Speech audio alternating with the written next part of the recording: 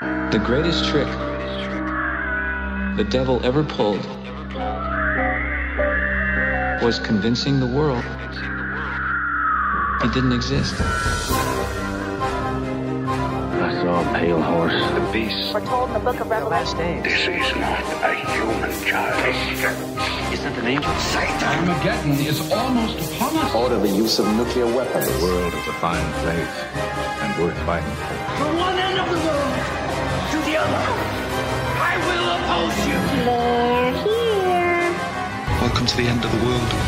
Wrestling not against flesh and blood, but against powers and principalities. This is P.I.D. Radio.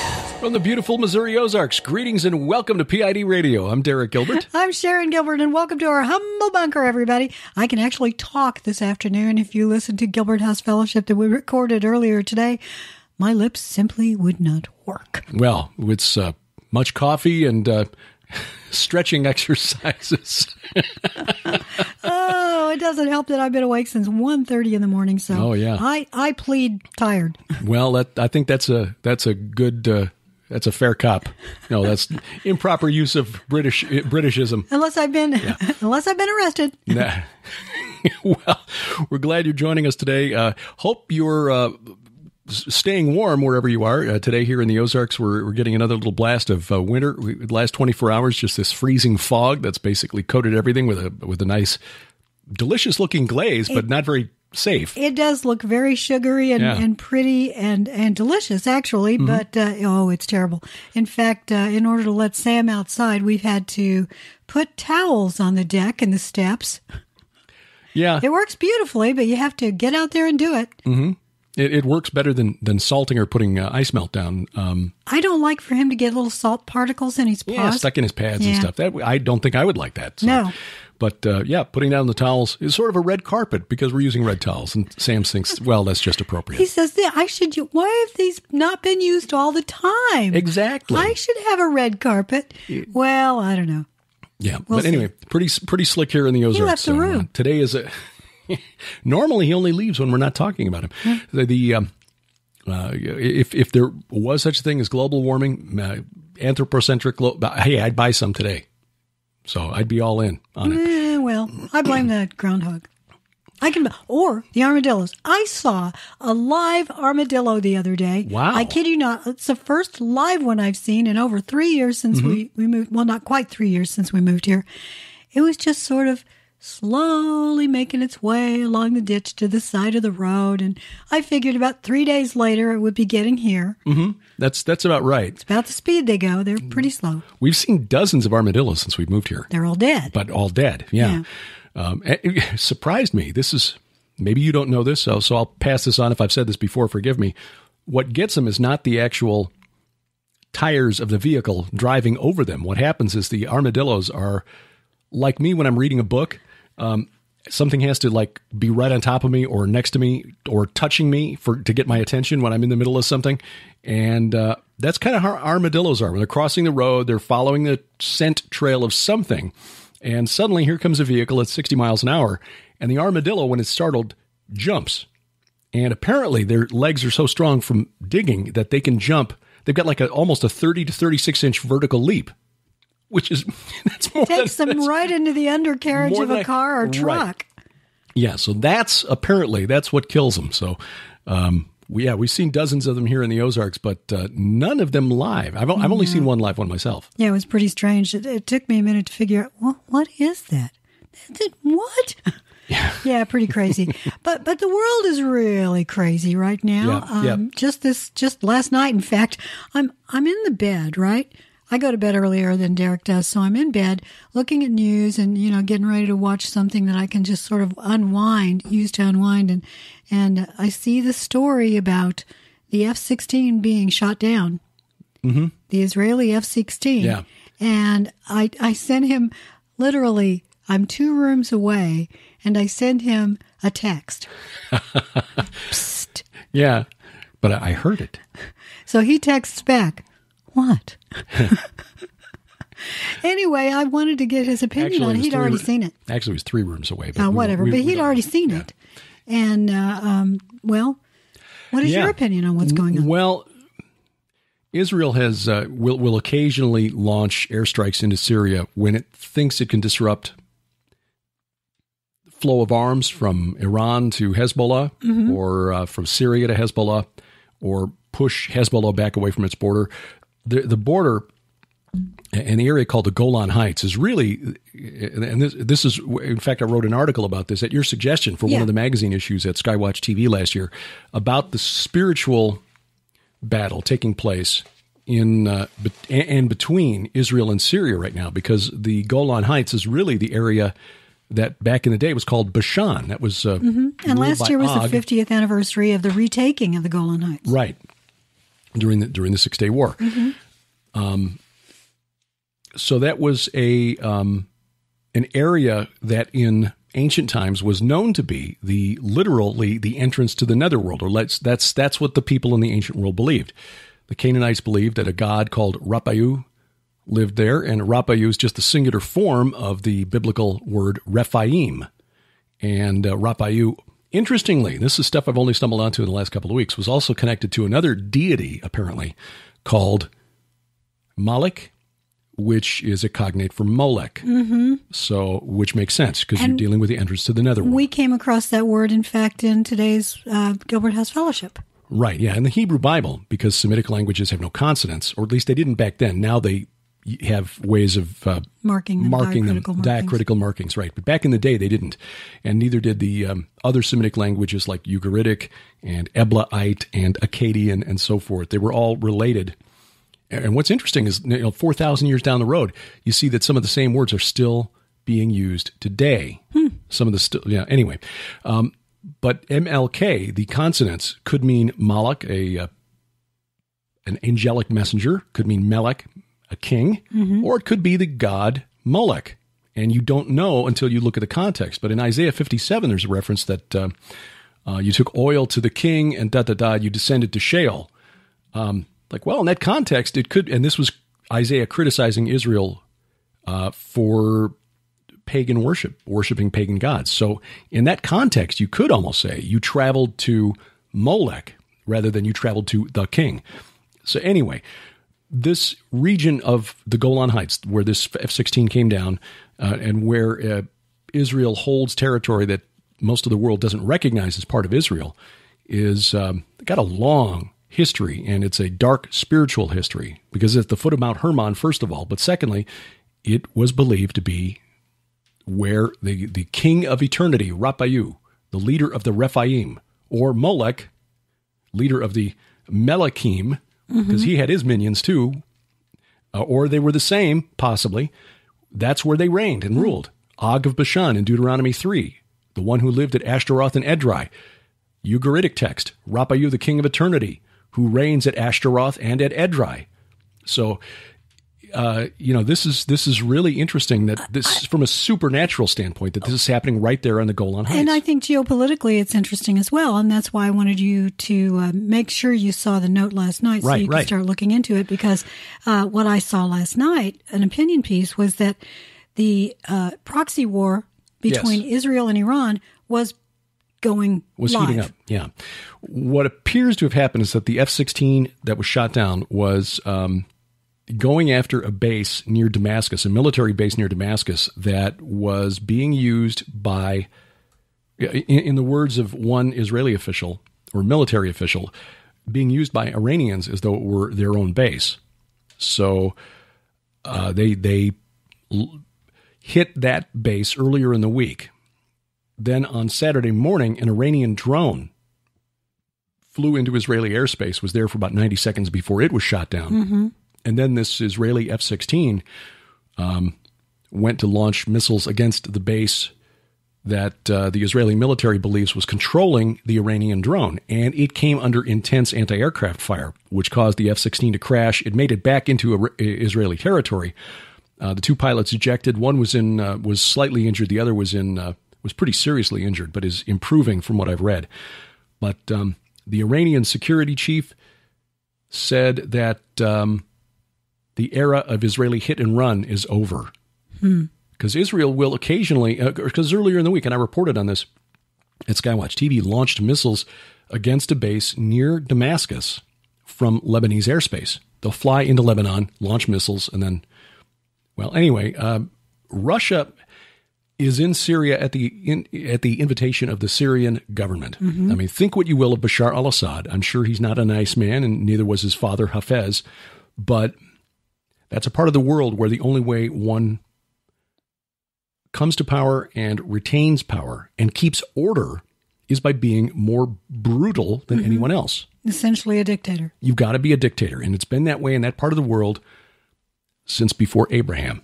I mean, going back to the days of Nimrod. So we're going back over 5,000 years. That part of the world has been almost constant war. And the only times that there have been peace is when you've got one guy who is willing to do whatever it takes to impose order on people who don't want to be controlled by other people. Loyalties there are to the family and then to the tribe, but they don't have the concept of nation state like we do here in the United States. And we make a mistake by trying to think of Iraq as a single entity. It's made up of a bunch of families, tribes, and different religions who hate each other even more than they hate Christians and Jews. So anyway, Assad is probably a brutal man, but he is the duly elected president of Syria, and he invited the Russian military in. So the Russians have been giving them military support, including anti-aircraft technology. The Iranians are also there at Syria's invitation.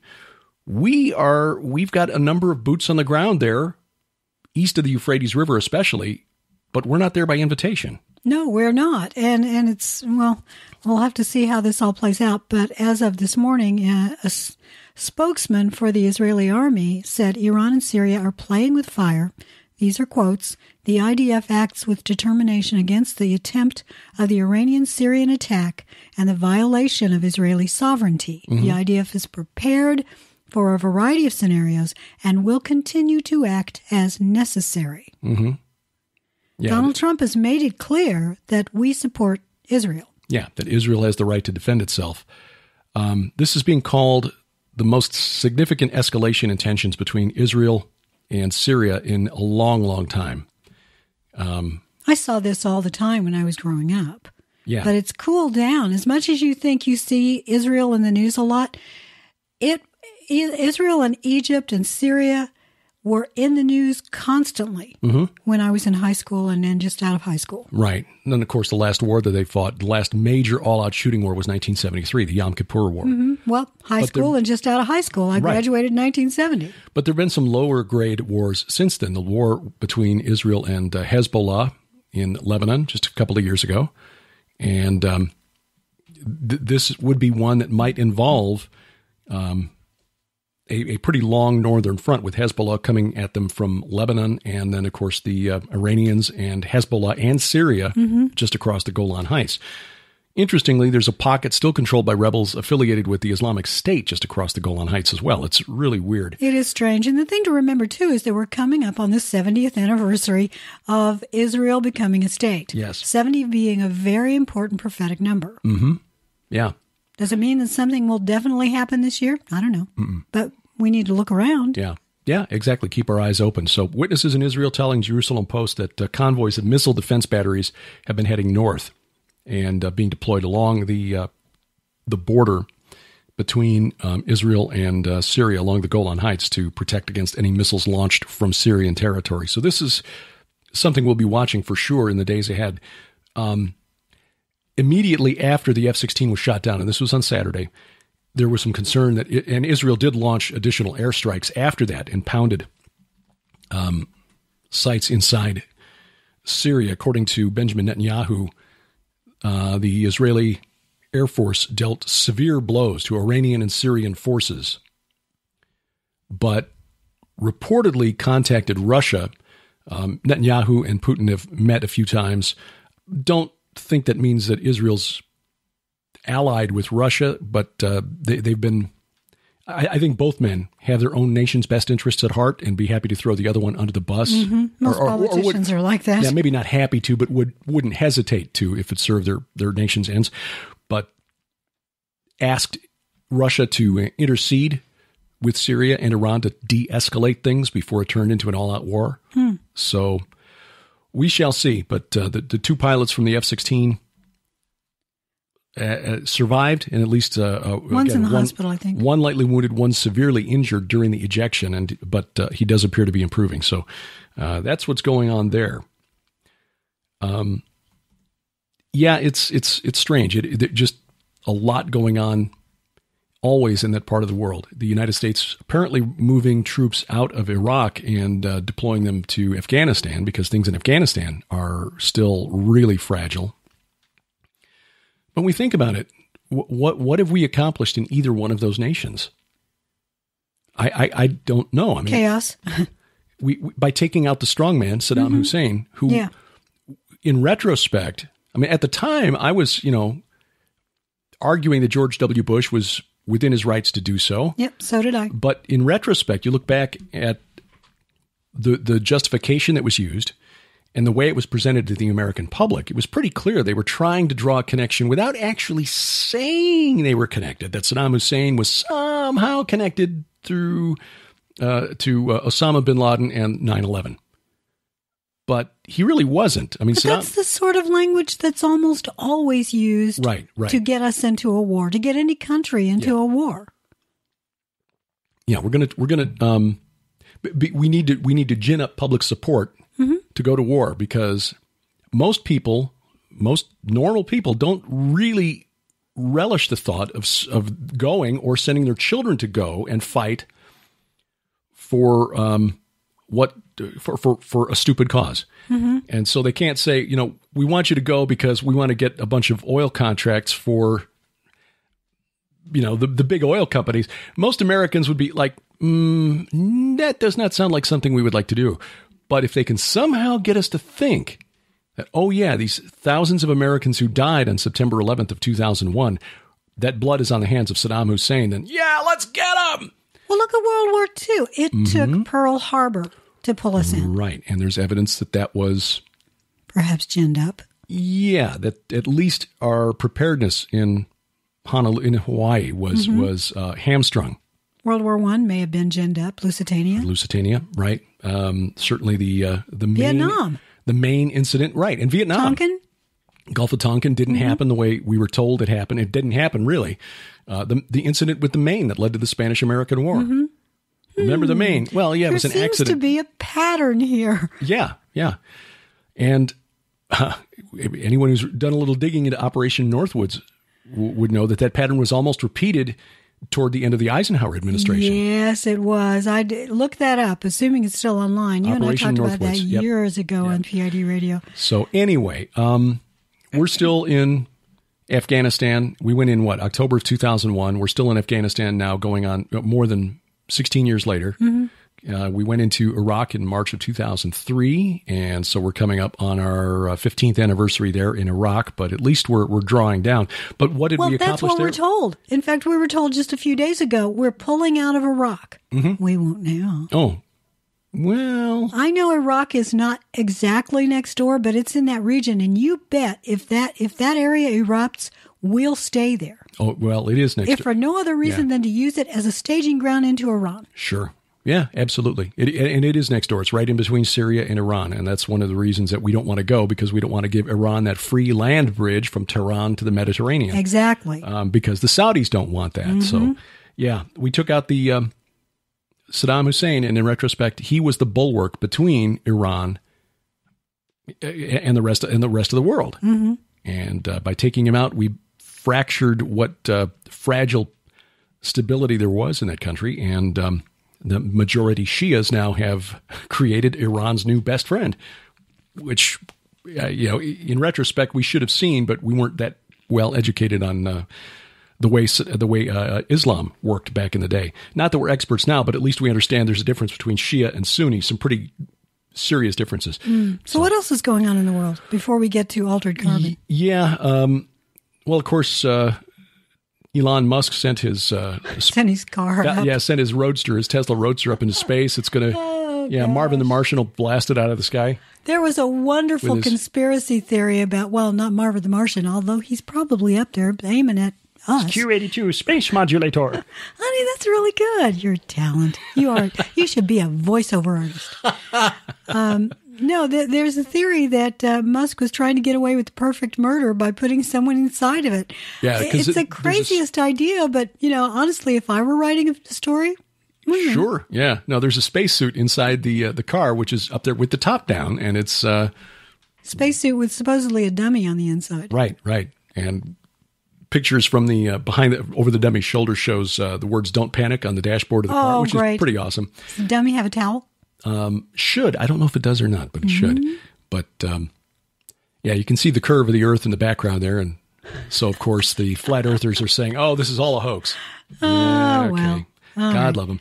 Well, you posted something interesting today that I'm going to have you just weigh in on. Hidden tunnel could lead to Mayan entrance to the underworld.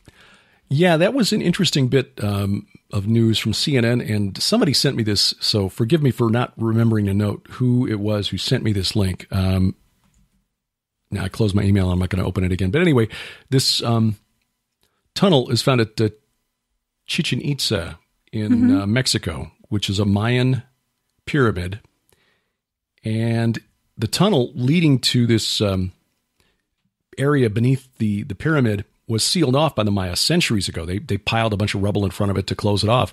But it apparently leads to an underwater cavern that played an important role in Mayan spirituality. And the thing that I thought was interesting is that this is similar to the cosmology from the ancient Near East, ancient Mesopotamia. And I'm talking, before Abraham, going way back now to ancient Sumer. The Sumerians were pretty much pushed out of history by about the time of Abraham.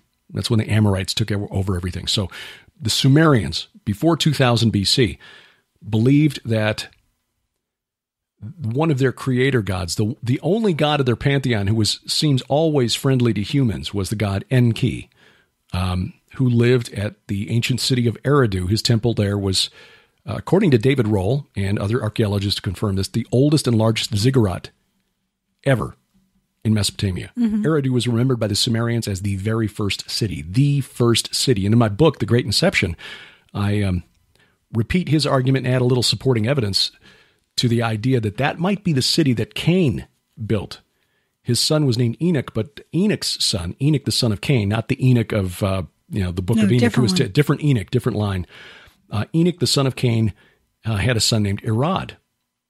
And if you look at the etymology of the word Arad in that city, Eridu, it could be that the verse in Genesis, so when the city was built and named for his son, or built the city for his son, that actually it was talking about the grandson Eridu, the very first city going back to about 5000 BC. But the point is that Enki's home was beneath the temple, which was a pyramid, a ziggurat, in a cavern filled with fresh water, just like the one at Chichen Itza. And it was called the Apsu. And from the Apsu came the guiding principles of civilization called the Mez. This Apsu, that Inanna stole. The Apsu, by the way, is the word from which we get the modern word abyss. So Enki was the god of the abyss. So here's the question. Whoever built Chichen Itza, were they trying to recreate this? Did they choose that site because of the cavern? Well, it makes you wonder. But here's the other thing. They call it a cenote, and I'm probably not pronouncing it correctly, Cenote, and I should have looked up the pronunciation, is the word that they used for this underwater cavern beneath the temple. If it's mine word, it might be cenote. Cenote? I'll look it up. Yeah. This is in Yucatan State, built probably about the time of about the time of King Arthur and the dissolution, the fracturing of Roman Britain into small I was right, states. Cenote. Okay.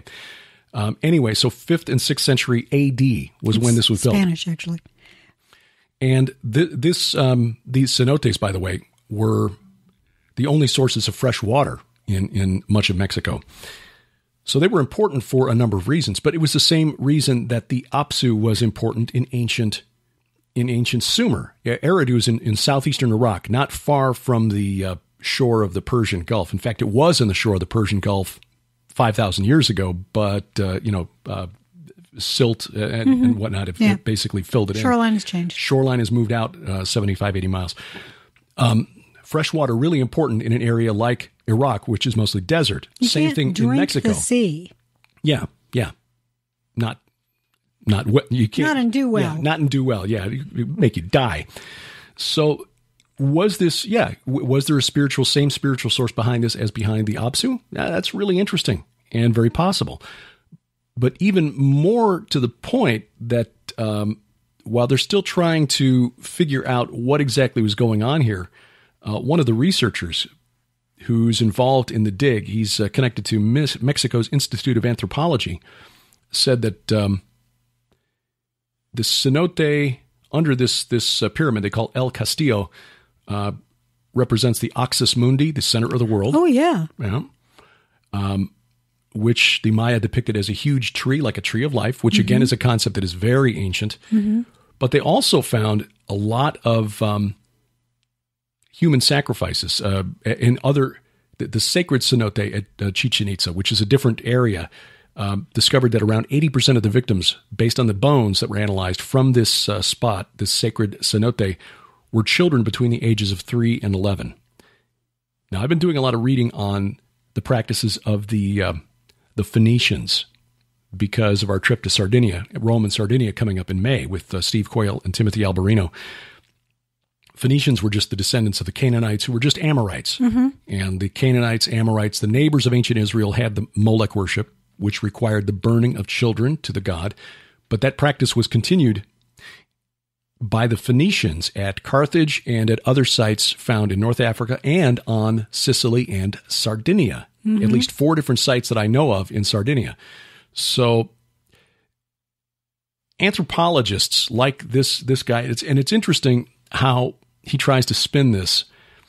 And I'm quoting now from the CNN article. Sometimes it's hard to understand why they sacrifice children, but we have to stop and think about the health status of those children. They were a very low stratum of society, maybe children stolen from other communities for sacrifice. There's a possibility they were already dead when they were deposited in the cenote because the bones indicated some of these children were suffering from malnutrition and anemia. Mm-hmm. Yeah. Or maybe they were trying to send their spirit. Maybe they honored them by putting them there. Or maybe they were trying to send their spirit to send a message to the water gods. Oh, good grief. It's like this kind of spin is the same sort of spin you see from anthropologists trying to explain away the Carthaginians' sacrifices to Baal Hermon. Mm-hmm. Well, yeah, maybe they were already dead.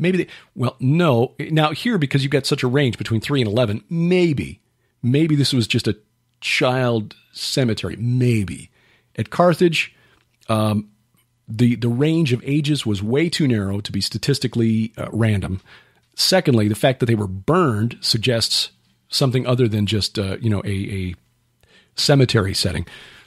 Still, the Mayans, we know, were practicing human sacrifice because not all 100% of the kids bones found were children. So my hand is up, Mr. Yes, Mrs. Gilbert.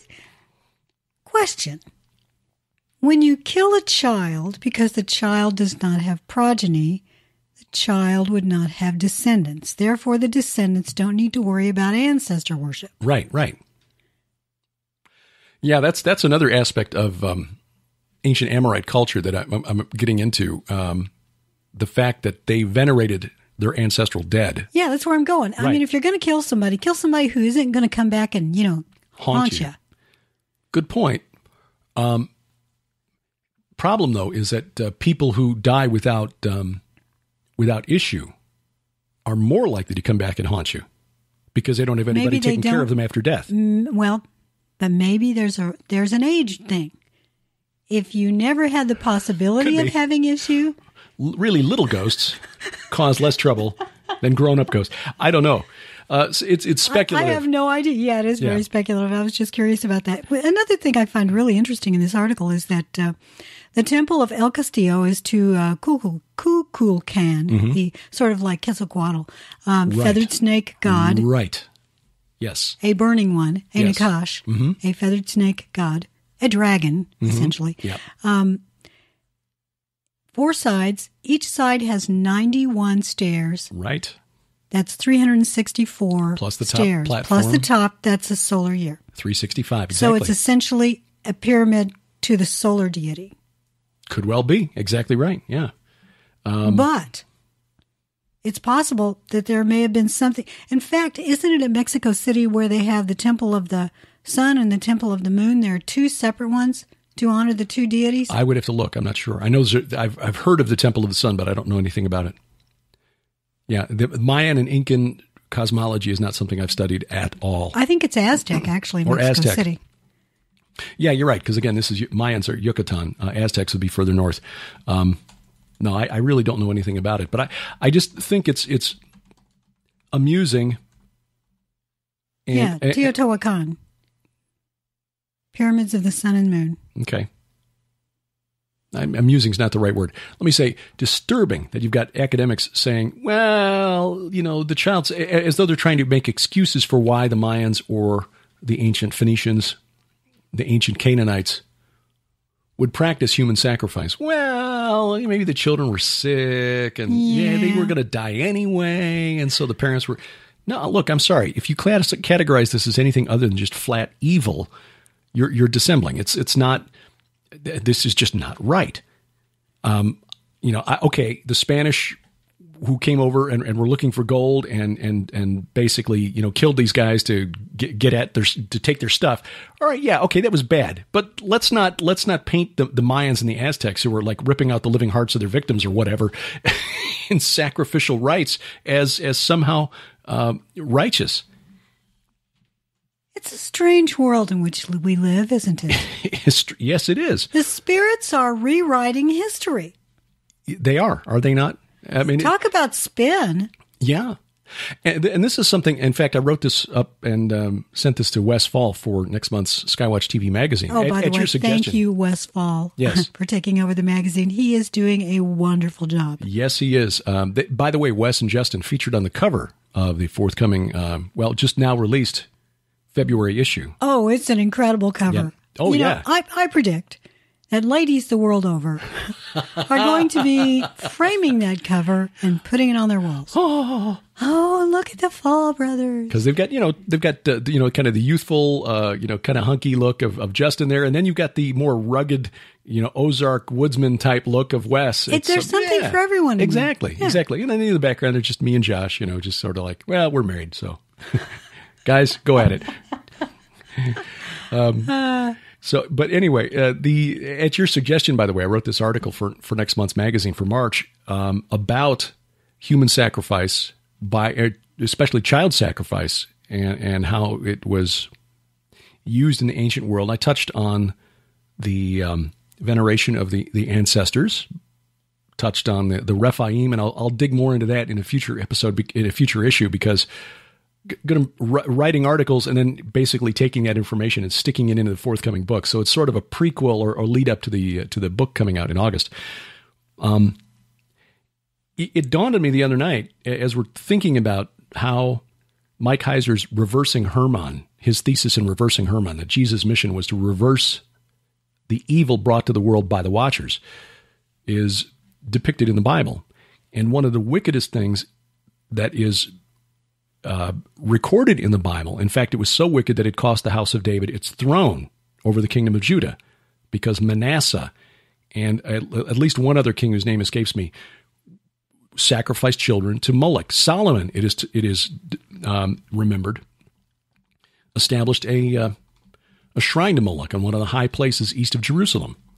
So this practice of passing children through the fire was so evil that for it, God took down the kings of Israel and the kings of Judah, rather, and the house of David lost its throne. Until, of course, Jesus Christ comes back, the Messiah returns to establish his kingdom, which will have no end. So in looking at that, I began to think, now, okay, how might the mission of Jesus reverse that particular aspect, that one particular evil, the worship of Molech, which was then continued into the Roman period, almost the New Testament period. In fact, some of the historians who record the Carthaginians, who were Phoenicians, the practice of sacrificing to Baal Hamon, were in as late as the 1st, 2nd, 3rd century AD, after the time of the apostles. And it dawned on me that if this hypothesis is true, that the Watchers were the titans of Greek mythology, and that you can equate, like the ancients did, Baal Haman, the god of the Phoenicians, with Kronos, king of the Titans, the Watcher, sent down to Tartarus as punishment for the sin, the evil that they brought to earth, and that these Watchers, according to the book of First Enoch, had to watch their children perish in the flood of Noah. Is it possible that either the Watchers, through some sort of spiritual influence that they might still have on earth, or their children, the spirits of the Nephilim, who were condemned to wander the earth, so they're still with us today, influenced the Amorites and their descendants, the Canaanites and the Phoenicians, to begin sacrificing their children? Because they themselves have been sacrificed as punishment for the sin of their fathers. In other words, they convinced the fathers and mothers among the Amorites, Canaanites, and Phoenicians and some of the Israelites to sacrifice their sons and daughters. And they may have done it by posing as an ancestor. Right. Yes. Hi, Grandma here. Exactly. This is what I need. Sacrifice Johnny. Yeah. And how does God reverse that? By instead of demanding sacrifice of human children to satisfy the God, our God, capital G God, the creator of all, sacrificed his son for us. Yeah. Isn't that just the neatest, most wonderful way to reverse it all? Yeah. And the enemy had to have known in advance. I mean, the Lord just came right out and said in the garden, and this is what we're actually told. It doesn't mean that that's everything he said. Right. And what's amazing, too, is, as Paul hints in 1 Corinthians 2, 6 through 8, if the archons, if the rulers of this age had understood, they would not have crucified the Lord of glory. They thought, here's our chance to get revenge. God killed us, these demonic entities, or the Watchers, who were, God killed our children. Yahweh killed our children. Now there's his son walking amongst the humans. Just wait till we get our chance. We got him now. Let's put him up. They thought that they were winning. But that was exactly what he wanted them to do. Isn't that incredible? Exactly. They may have seen him as weak. Yeah. You've become one of those stupid, weak humans. In fact, Malachi Martin, in his book, The Windswept House, which is a novel, but it opens with what he says is faction. Yeah, it's a depiction of a satanic ritual that was taking place somewhere in South Carolina, but connected by telephone to another group inside the Vatican. Yeah, I've read that. Yeah, and Jesus was referred to by the participants in this satanic ritual as the nameless weakling. I've always thought, wow, that's... Shows what they know. Yeah. Well, speaking of ancestors demanding worship, if you could live forever and not have to worry about ever having, She who endures. Yes. Yeah. Well, that's... we finally watched all the way through. Well, I had previously, but you've finally seen all of the episodes now of Altered Carbon. What'd you think? It's one of the best pieces of television I've watched in a long time. Now, it's very dark. It's very violent, and there is a lot of nudity, so bear that in mind. When we use the word best, we're talking about compelling drama that is well-written, well-directed, well-photographed, well-acted. Well-acted. And leaves you, at the end, wanting to know where the story goes from there. Right. And also thinking about some of the concepts that were presented. That's the biggest thing for me. They can... Sometimes the worst shows still have information in it that is programming. Yeah. But this one, it was over the top, and most of the critics missed it. Yeah. A lot of the critics who didn't like it are just seeing it as derivative of Blade Runner. And stylistically, it looks a lot like Blade Runner. Yeah. So, cyberpunk, okay, got it. What's next? But they're missing the point. The point of Altered Carbon is that humanity was not intended to live forever. Humans were not intended to live forever because it twists us into something inhuman, really. It's funny because the most human character in Altered Carbon, like Penny Dreadful, was the one that wasn't human. Right. In Penny Dreadful, it was the monster. And in Altered Carbon, it's the AI, Poe. So, yeah, it shows what the logical end would be if transhumanists get their wish and manage to radically extend human life to virtual immortality. And what they demonstrate, what they show in this series is what we've been talking about for years now, what Tom Horn has been talking about, what we depict in the film Inhuman. And what we'll be talking about in Branson in September. Right, exactly. The gap between the haves and the have-nots, it will further stratify society. Yeah, it will. And those who complain, if you're, I really don't like to have to sacrifice to these ancestors of mine. If I could just erase that and eventually become essentially my own ancestor, then I'll worship myself. And oh, yes, you can worship me too. Yeah. Yeah, that was really creepy because there's one character that you think is just really religious.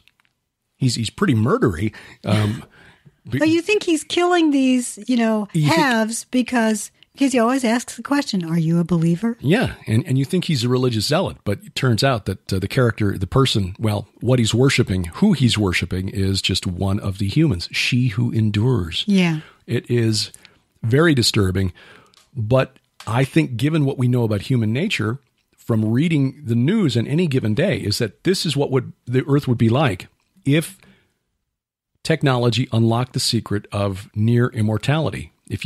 There are a couple of great lines in it was the 8th episode where one of the characters is sharing some important backstory, but there are a couple of quotes that I thought were really insightful, and kudos to the writer of the script. I don't know if it's in the original novel on which the series was based, but kudos to the writer. Death is the ultimate safeguard against the darkest evil angels of our nature. Mm-hmm. And the other was eternal life for those who can afford it means eternal control over those who can't.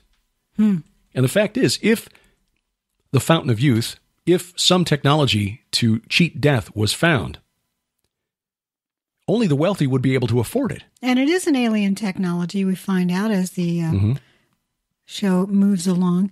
I was trying to find if there was any place that had, other than Chad Riley, and I should probably go and look there, but we can also do screen caps.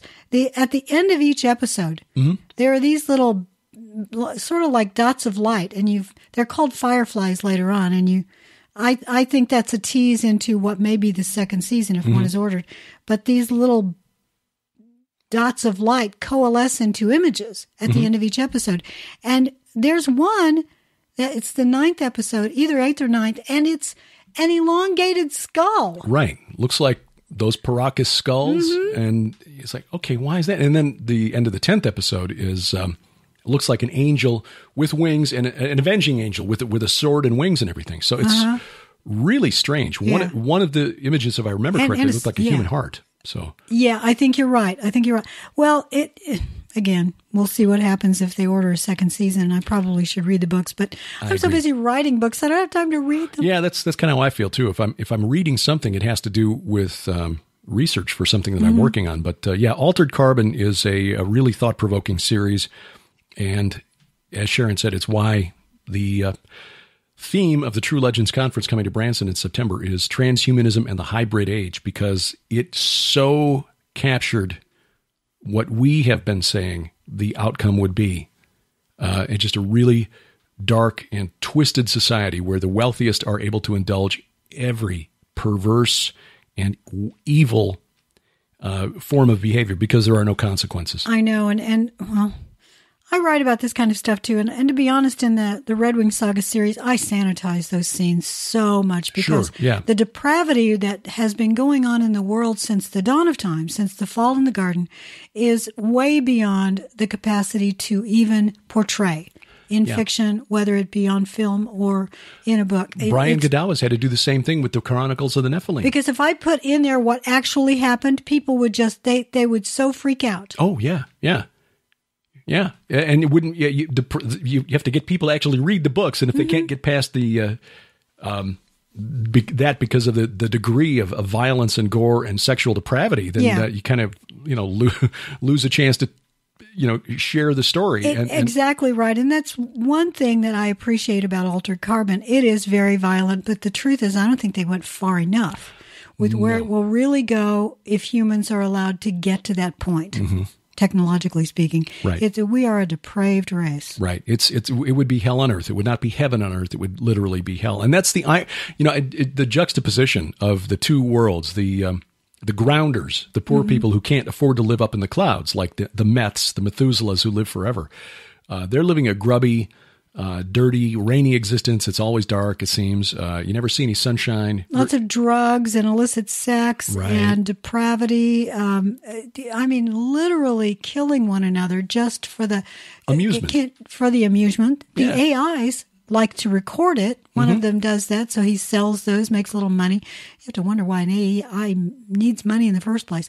My one complaint is that they seem to hamstring the AIs. The AIs don't seem to, they hate humanity, or at least most of them do, but they don't seem to have any power.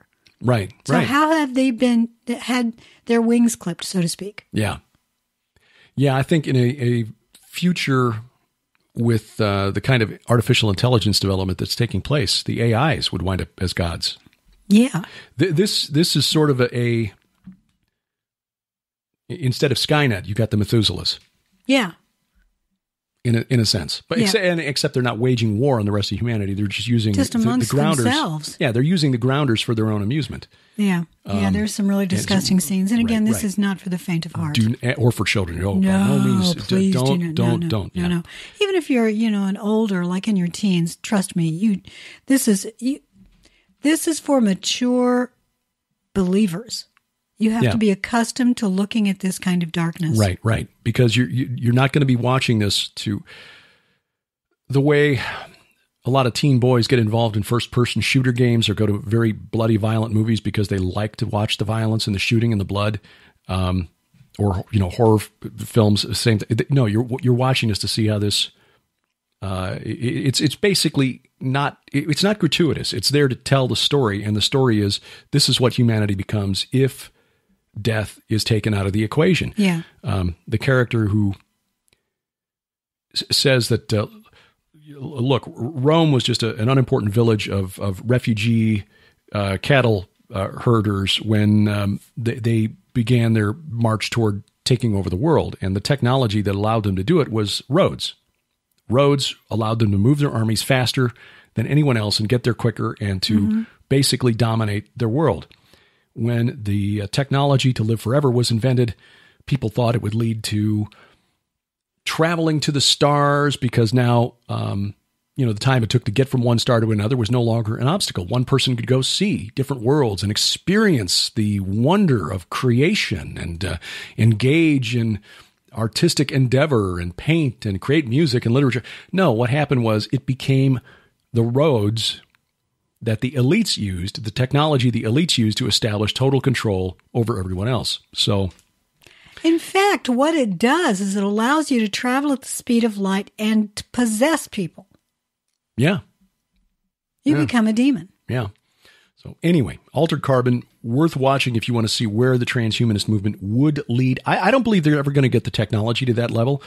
I pray that the Lord does not allow it. I pray the Lord doesn't allow it either. But the key, and the reason that we're warning people about transhumanism, even if the technology never arrives, is because it's luring people into believing, putting their trust and faith in that, their faith for salvation in technology instead of the Lord Jesus Christ. Yeah. It's almost like the technology itself is the MacGuffin. It'll never get here. It'll never arrive. But if people believe it, well, they're believing in that instead of believing in the one thing that's true, which is Jesus Christ. And until you accept Jesus Christ as Lord and Savior, you're lost. The enemy doesn't care if you believe in extraterrestrials or technology that lets you live forever or Ramtha the Enlightened One or whatever, just so long as it's not Jesus Christ. So they'll throw all kinds of deceptions out and just, here, pick one. We don't care. Just, pick one of these. We don't care which one. You address that to a certain degree in The Day the Earth Stands Still. The fact that the UFO phenomenon is a religion. Yeah, right. We've been asked and Josh Peck and I have been asked by several interviewers, do we think that official disclosure will come in 2018?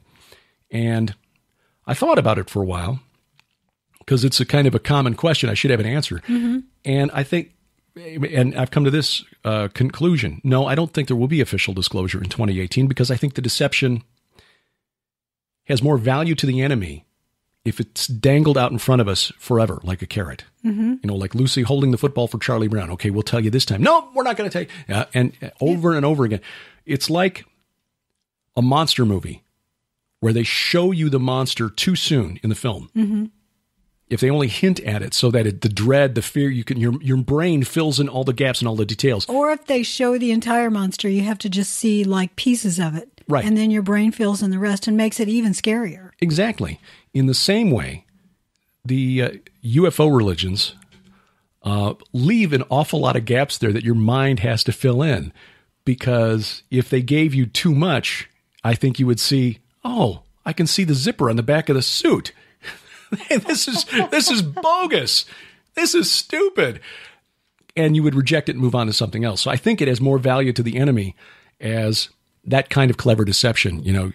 One witness said this, and strange lights over here, and they're telling us that if we're peaceful, we'll get this, and if we only would acknowledge that this, and if we only did this, just little tantalizing tidbits here and there that sometimes are mutually contradictory. If they gave us more than that, too much of it, we'd see it for what it is, which is a fake. Exactly, and it's a way to control people's minds, and it's done with, well, frankly, global warming. Yeah. You can pick almost anything that you see, drumbeat over and over again in the mainstream media or even on, conspiracy websites. If you see it over and over again, ask yourself, what are they trying to get me to believe? Mm-hmm. Exactly. That's yes. A lot of times, probably most of the time, whenever you see a story hit the news, that's one of the most important questions. Why is this coming out now? Mm-hmm.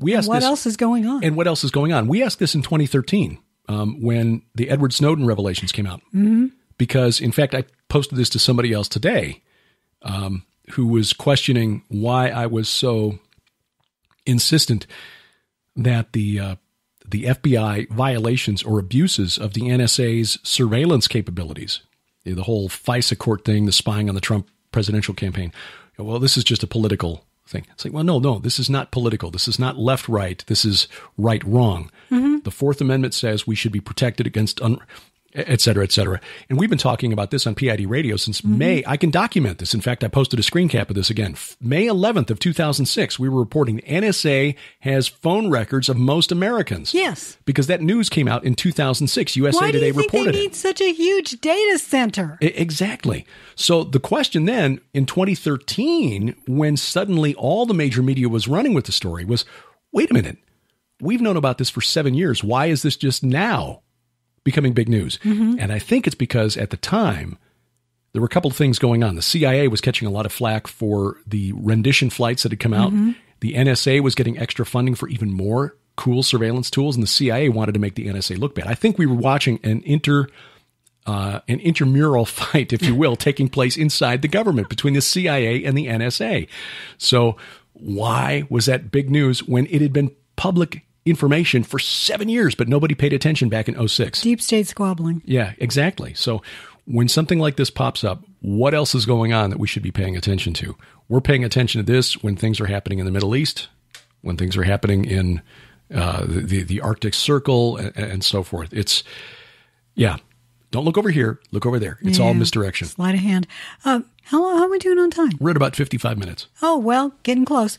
By the way, speaking of getting close, March is coming up. It's next month, in fact. And we would love to see you in Dallas. And the seats are going fast, so you need to go to hearthewatchmen.com, hearthewatchmen.com, and sign up. And if you use Gilbert 20, Gilbert 20, you can save 20% on $20 on the registration. 20%. Sorry. Streaming and $20 on the registration.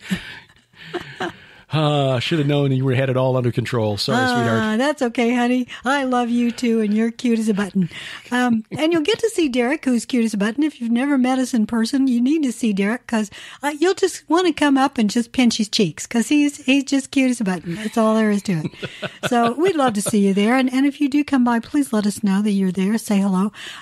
Also, if you have not registered for the Branson Conference, yes. I am telling you, do it right away because those seats are flying and we only have 3,000 total, and that includes the speakers and their families. Right. And I can tell you for certain that as of Friday evening, there were close to 1,000 seats already sold. Yeah. I know that for a fact. And that's just in a couple of weeks. They're gone. Right. And we've not even really done any real kind of a promotional push for it, which will be coming in the month of March when we've got a new book coming out that relates to the transhumanist agenda. So that those will go. And if you were one of those people last year that wrote to me or to Derek and begged, can you please talk to Steve Quayle or somebody get us in? We can't do anything about it. It's the fire marshal. Yeah.